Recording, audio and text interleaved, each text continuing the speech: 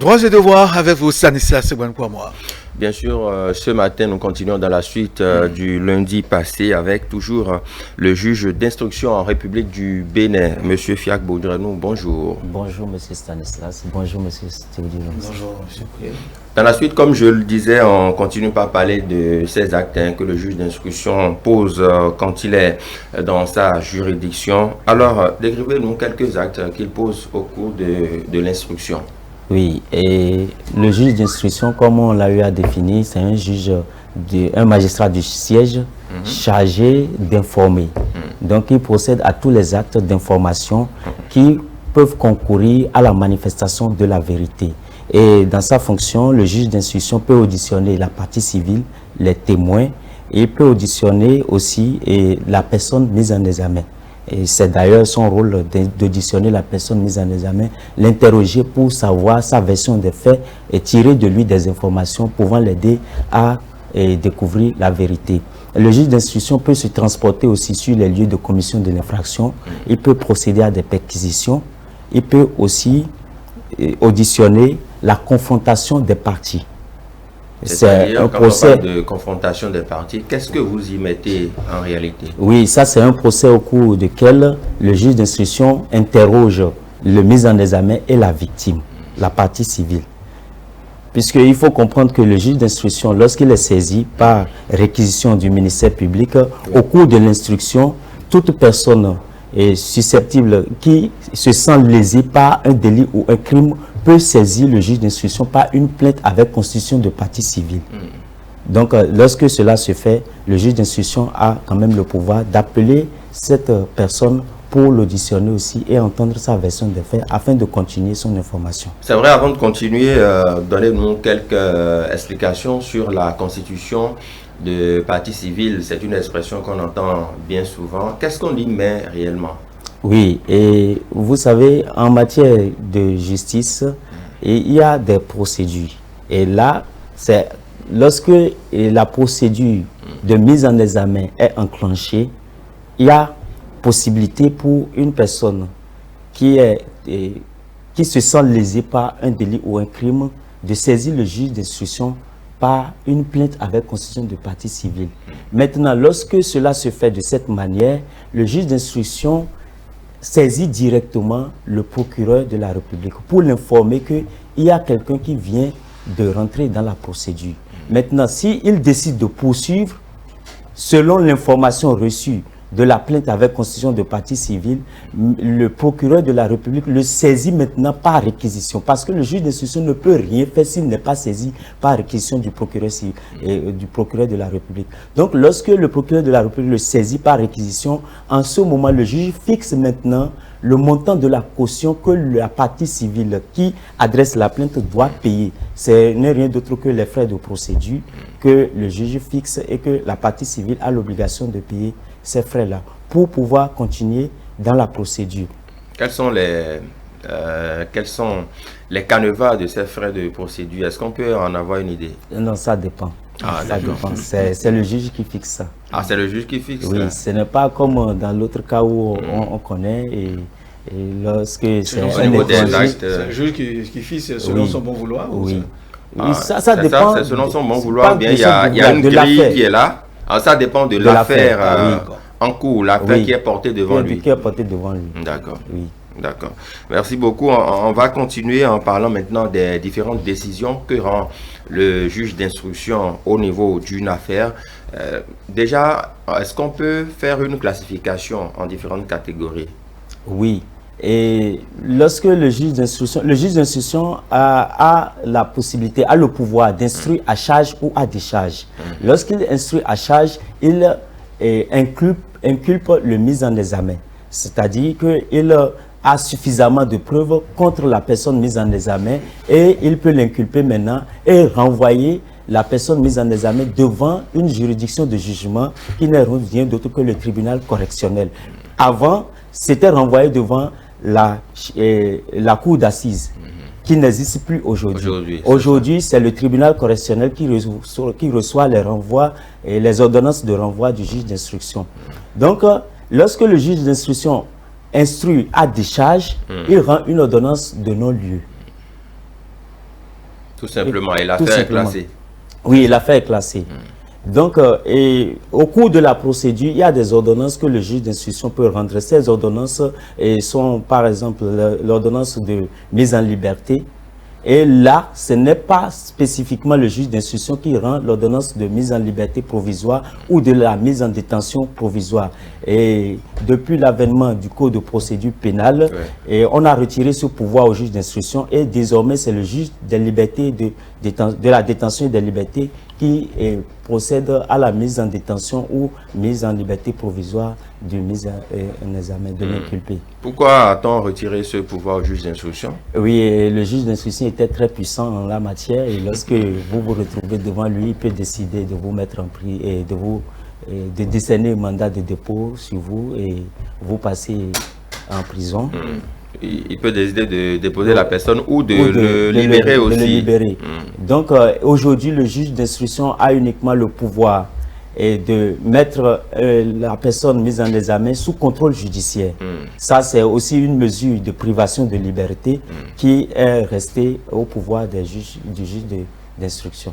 Mais l'expression mise en examen, on l'entend pas souvent sous nos cieux. C'est beaucoup plus en Europe qu'on entend la mise en examen de quelqu'un, notamment en France. C'est le jargon juridique. Ou bien, ici, on parle de mise en examen, non? Oui, on parle d'inculpé. D'inculpé ou de mise en cause. Ou de mise en cause, voilà, devant le juge d'instruction. Est-ce que c'est la même chose, oui, c'est la même chose. C'est la même chose. D'accord. Vous parlez de décision à charge ou à décharge. Quelle est la durée que peut prendre une décision à charge devant le juge d'instruction? Ça dépendra de l'infraction et ça dépendra de la qualité des enquêtes menées par le juge d'instruction. Sinon, devant le juge d'instruction, la procédure peut durer 3 mois, 6 mois. Mais on observe des procédures qui durent parfois 1 an, 2 ans devant le juge d'instruction.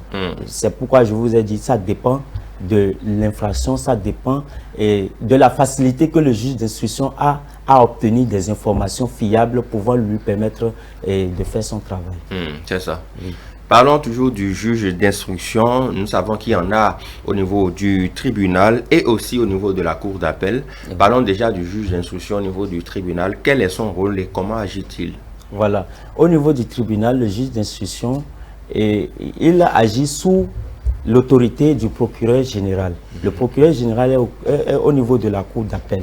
Maintenant, lorsque le juge d'instruction au niveau du tribunal rend des ordonnances qui sont susceptibles d'appel, ces appels sont portés maintenant devant la chambre d'instruction au niveau de la cour d'appel. Le juge d'instruction au niveau de la cour d'appel est appelé chambre d'instruction. C'est une chambre qui est constituée au niveau de la cour d'appel et qui reçoit les appels provenant des ordonnances et rendus par le juge d'instruction au niveau du tribunal. Et cette chambre d'instruction peut être composée de combien de juges au minimum? Et le juge d'instruction est assisté de 2 assesseurs et le greffier. Le greffier assiste toujours le juge d'instruction, que ce soit au niveau du tribunal ou au niveau de la cour d'appel. D'accord. Et au niveau de la cour d'appel, puisque vous l'évoquiez il y a quelques petites secondes, est-ce que le juge d'instruction à ce niveau-là a les mêmes attributs que celui au niveau du tribunal? Tout à fait. Tout à fait. Le rôle est le même. Et le mode de fonctionnement est le même aussi? Oui, oui. Mais qu'est-ce qui les différencie alors? Il n'y a pas de différence? La différence, c'est juste que l'autre est au niveau du tribunal et l'autre est au niveau de la cour d'appel. Et on peut aussi parler de différence lorsque il y a appel d'une ordonnance d'un juge d'instruction de tribunal qui est portée devant le juge d'instruction de la cour d'appel. C'est-à-dire, lorsque le juge d'instruction pose un acte, rend une décision dont une partie n'est pas d'accord. Souvent, c'est la victime qui peut faire appel dans certains cas. Il y a aussi le mis en cause qui peut aussi faire appel dans d'autres cas. Le procureur de la République peut faire appel dans tous les cas.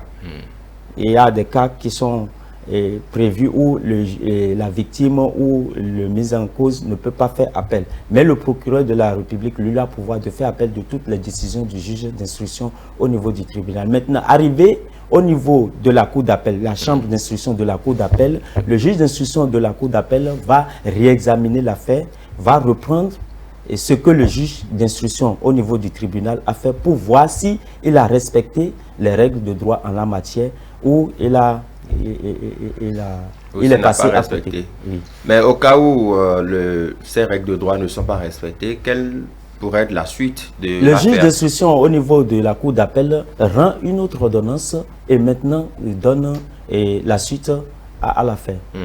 Oui. C'est pour ça qu'on voit dans certains cas une première décision qui est rendue en faveur peut-être du mise en cause et par la suite une seconde décision qui est en sa défaveur. Qui est en sa défaveur, voilà. Oui. Et souvent on ne comprend pas, le béninois ou le citoyen lambda ne comprend pas la portée de cette décision. Oui, c'est souvent comme ça. Oui, cela vient souvent lorsqu'il s'agit de la mise en liberté ou de la mise en détention et de mise en cause. Et lorsque au niveau du tribunal de première instance, le juge d'instruction décide de poursuivre la personne et demande qu'on le mette en détention provisoire. Il adresse cette demande au juge des libertés et de la détention. Le juge des libertés et de la détention, s'il rend la décision de déposer la personne, de mettre la personne en détention provisoire, le procureur peut faire appel de cette décision. Le mis en cause aussi peut faire appel de cette décision, mais la partie civile ne peut pas faire appel de cette décision. Je parlais tout à l'heure des cas où la partie civile ou le mis en cause. Donc, le mis en cause peut faire appel de cette décision. Lorsque le mis en cause fait appel de cette décision-là, de sa mise en détention, au niveau de la cour d'appel, la chambre d'instruction de la cour d'appel peut décider de ne pas le mettre en détention provisoire et demander à ce qu'on le mette sous contrôle judiciaire ou sous convocation. Donc, lorsque cela arrive comme ça, le citoyen lambda ne comprend pas ce qui s'est réellement passé. On dit, ah, la justice est corrompue, le juge au niveau du tribunal a demandé à ce qu'il soit mis en détention. Mais voilà qu'on le voit circuler librement aujourd'hui et ça cause polémique. D'accord.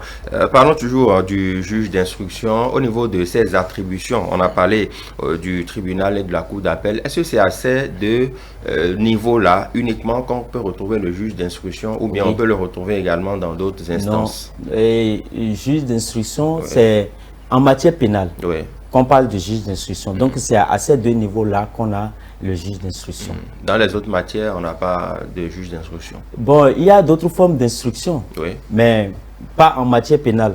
Et pas juge d'instruction comme on le dit ici. D'accord. Quelles sont vous parlez d'autres formes d'instruction. Est-ce qu'on peut rapidement, en quelques minutes, écumer les autres formes d'instruction que nous avons? Autre forme d'instruction en matière administrative, on peut parler d'instruction. Et là, ce n'est pas une instruction en bonne et due forme. Ce sont des actes préparatoires du procès et qu'on peut appeler aussi instruction. Mais ce n'est pas une instruction en bonne et due forme comme on l'aurait dit, on l'aurait compris en matière pénale. C'est spécifiquement en matière pénale qu'on parle de juge d'instruction, on parle d'instruction, on parle d'information et d'actes préparatoires et tout ce qui est. D'accord. Je voudrais, Monsieur Fiak Bodjerem, vous êtes juriste, je voudrais en guise de rappel qu'on revienne un peu sur les différentes infractions qui peuvent être portées devant le juge d'instruction, que cela soit au niveau du tribunal que de la cour d'appel. Oui, et les infractions qui peuvent être portées devant le juge d'instruction, je l'avais dit en l'entame le lundi passé, que ce sont des infractions les plus graves en matière pénale. Le juge d'instruction intervient en matière pénale et en cas d'infraction plus grave ou complexe. Et je peux parler de viol, par exemple, de crimes à main armée. Et je peux parler aussi de crimes économiques. Il y a des crimes économiques qui sont portés aussi devant le juge d'instruction. Donc, ce sont des affaires qui sont complexes, qu'on ne peut pas prendre du coup et comme ça et rendre une décision fiable. Il faut mener une enquête. Et c'est au cours de l'enquête qu'on est appelé à découvrir la vérité, à découvrir ce qui s'est réellement passé. Donc, lorsqu'il s'agit de ces genres d'infractions, il faut nécessairement une instruction, une enquête préparatoire et préliminaire. Et là, le juge d'instruction intervient. D'accord. Lundi passé et aujourd'hui, nous avons parlé largement du juge d'instruction en République du Bénin, ses attributions, comment est-ce qu'il est saisi, les différentes décisions qu'il peut rendre. Que retenir, M. Fiak Bodjerem? Oui, il faut retenir que lorsque des infractions sont commises, ce n'est pas toutes les infractions en matière pénale qui sont portées directement devant le juge correctionnelle pour connaître une décision en la matière. Donc, il y a des infractions qui sont plus graves, qui sont complexes. Ces infractions sont portées devant le juge d'instruction et le juge d'instruction, on a parlé de ces modes de saisie. Il est saisi par réquisition du procureur de la République. Il peut être aussi saisi par une plainte avec constitution de partie civile. Le juge d'instruction rend des ordonnances de non-lieu et des ordonnances de renvoi devant la chambre correctionnelle, le tribunal correctionnel. Et le juge d'instruction rend aussi des ordonnances devant le juge des libertés et de la détention pour décider de la mise en liberté ou de la mise en détention d'un mis en cause. Et le juge d'instruction aussi peut procéder à des auditions des personnes. Nous avons parlé de l'audition de la partie civile, nous avons parlé de l'audition des témoins. Le juge d'instruction procède aussi à des perquisitions et il peut se transformer aussi sur des lieux de commission d'infraction pour constater comment les choses se sont passées. Il peut procéder aussi à des saisies d'objets ayant servi à la commission de l'infraction. D'accord. Nous avons parlé de tout ça. Le juge d'instruction est assisté d'un greffier et au niveau de la cour d'appel, le juge d'instruction est assisté de 2 assesseurs et d'un greffier. C'est ça. Merci beaucoup, Fiacre Bojadjoun. Je rappelle que vous êtes juriste. Ce sont des notions de droit développées. Les étudiants en première année devraient quand même suivre tous ces détails que vous nous avez donnés ce matin. Première année jusqu'en 3e année. Jusqu'en 3e année, c'est ça. La fois passée, au cours des examens, il était question pour eux de définir le juge d'instruction. Exactement. Oui. Il était question pour eux de définir ce que c'est que Oui. Très bien. C'est important. Exactement. Et ce n'est pas qu'il faut donner juste une définition comme ça. Non, mais il faut développer. On connaît comment ça se passe. Merci beaucoup. Passez une très bonne journée. Merci. Merci à vous, Fiacre Bojadjoun, juriste. Merci à vous, Stanislas Monikwa. Et nous allons à présent passer à la causerie matinale avec nos invités.